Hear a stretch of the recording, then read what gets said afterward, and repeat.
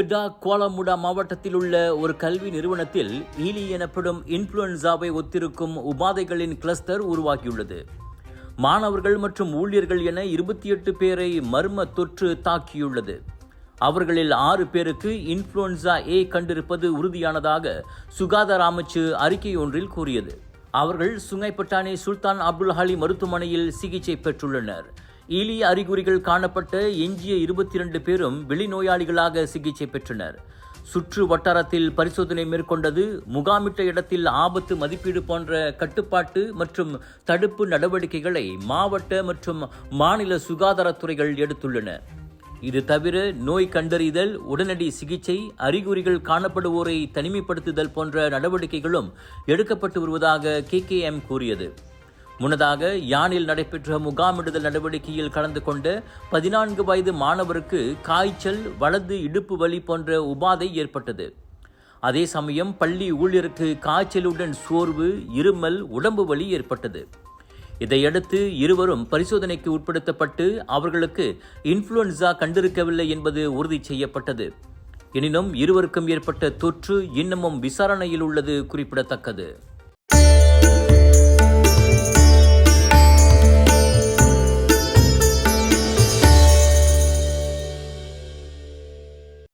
இந்திய அதிபர் மாளிகையில் நடைபெற்ற கோலாகல நிகழ்ச்சியில் நடிகர் அஜித் குமார் பத்மபூஷன் விருது பெற்றார். அதிபர் திரௌபதி முர்மு அஜித்துக்கு அவ்விருதை வழங்கிய போது அரங்கில் கைத்தட்டல் பறந்தது. பார்வையாளர் வரிசையில் அமர்ந்திருந்த மனைவி ஷாலினி, மகள் மற்றும் அஜித்தின் சகோதரர் உள்ளிட்ட குடும்பத்தினர் எழுந்து நின்று கைத்தட்டி தங்களின் எல்லையில்லா மகிழ்ச்சியை வெளிப்படுத்தினர்.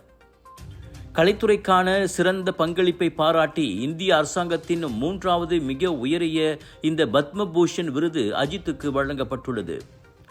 நடிப்பை தவிர கேமரா வெளிச்சத்தை விரும்பாமல் தனிப்பட்ட வாழ்க்கையில் கவனம் செலுத்தும் அஜித்துக்கு இந்த 2025ஆம் ஆண்டு உண்மையிலேயே மிகச்சிறந்த ஆண்டாக அமைந்துள்ளது.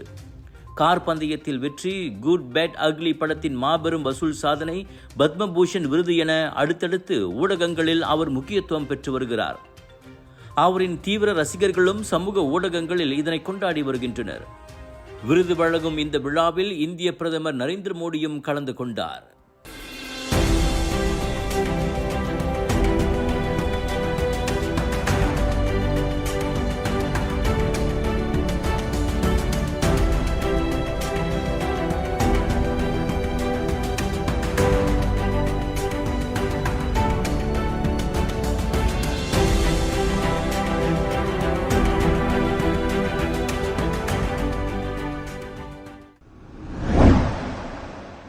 கோலாலம்பூர் கெப்போங் பாருவில் சீன கோயிலாக மாற்றப்பட்டிருந்த 2 மாடி டேரஸ் வீடொன்று நேற்று 100 விழுக்காடு தீக்கிரையானது.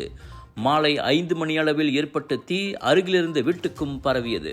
தகவல் கிடைத்து வந்து சிறந்த தீ அணைப்பு மீட்பு படையினர் ஒரு வழியாக தீயை முழுவதுமாக அணைத்து நிலைமையை கட்டுப்பாட்டுக்குள் கொண்டு வந்தனர்.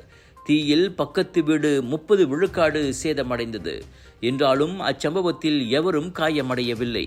தீ ஏற்பட்டதற்கான காரணம் விசாரிக்கப்பட்டு வருவதாக மஞ்சுளாரா தீயணைப்புத்துறை கூறியது. பினாங் கெடா பேரா மக்களே, கலர்ஸ் ஆஃப் இந்தியா பிரம்மாண்டமாக வழங்கும் Penang international Indian expo and viral food festival Aeon Big Seberang Jaya Prai பினாங்கில் 30 ஏப்ரல் தொடக்கம் 4 மே வரை. ஃபுட் ஃபெஸ்டிவலில் 100க்கும் அதிகமான உணவுகளை ருசிக்க பானிபூரி, குனாஃபா, பஞ்சாபி ஸ்வீட்ஸ் என ரகமாய் உணவுகள், wedding collection, sari collection, kids wear, accessories என 100க்கும் அதிகமான சேல்ஸ் பூத்கள், 80% discount. Aeon Big, Sabrang Jaya, Pride, Penang. Big sale, big discount. Kuala Lumpur Kampung Pandan Sri Sundara Ganesar ஆலயத்திற்கு வெளியே மோட்டார் சைக்கிளில் வந்த 2 ஆடவர்கள் ஒரு மூதாட்டியின் தங்கச்சங்கிலியை பறித்துக் கொண்டு தப்பியோடினர். லோரோங் லீமா சாலையில் நேற்று முன்தினம் பிற்பகல் 2 மணிக்கு நிகழ்ந்த அச்சம்பவம் CCTV கேமராவில் பதிவாகி வைரலாகியுள்ளது.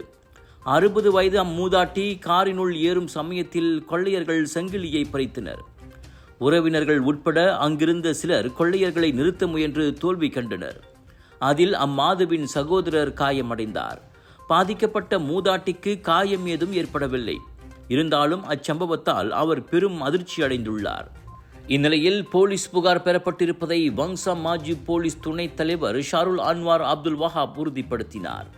இதையடுத்து ஆலயத்திடமிருந்து சிசிடிவி கேமரா பதிவுகளை பெற்று அவ்விரு வழிப்பறி கொள்ளையர்களையும் தேடும் முயற்சியில் போலீஸ் இறங்கியுள்ளது.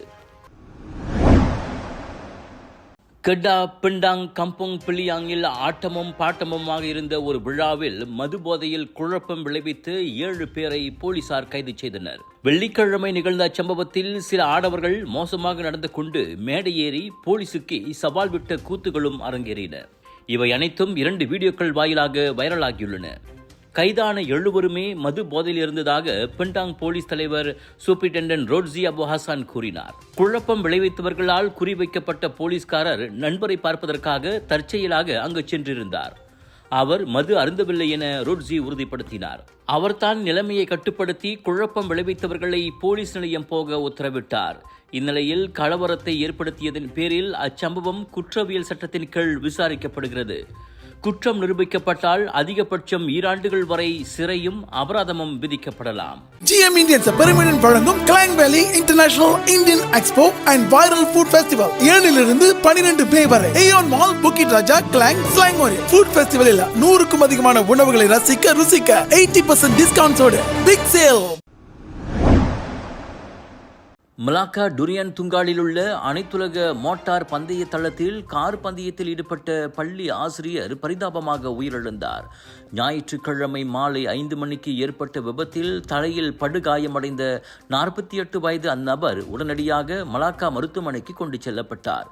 எனினும் சிகிச்சை பலனளிக்காது இரவு 10 மணி அளவில் அவர் மரணமடைந்தார்.